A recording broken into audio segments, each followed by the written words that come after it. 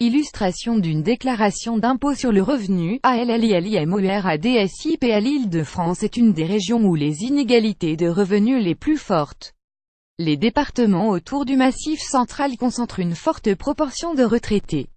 Alors que le débat sur l'optimisation fiscale rebondit avec la publication des Paradise Papers, une étude de l'INSEE publiée ce lundi rappelle le rôle important de l'impôt pour corriger les inégalités.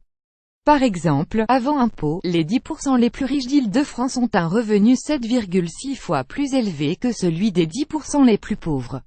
Après impôt et versement des prestations sociales, l'écart de niveau de vie redescend à 4,5.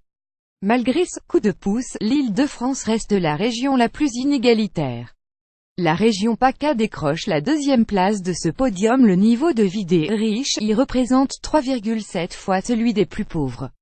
La Corse avec un écart de 3,69 vient compléter ce classement.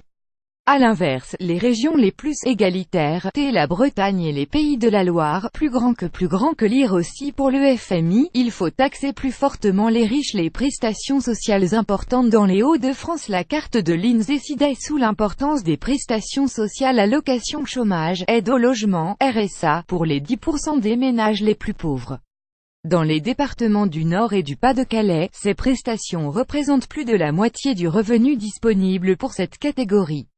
Dans certains départements, les prestations sociales représentent plus de 40% du revenu disponible pour les 10% des ménages les plus modestes. INSEE. Dans d'autres territoires, c'est les retraites et les pensions qui représentent une large part des revenus des ménages, signe d'une population plus âgée que la moyenne. C'est particulièrement vrai, note l'INSEE, pour les départements situés autour du Massif central.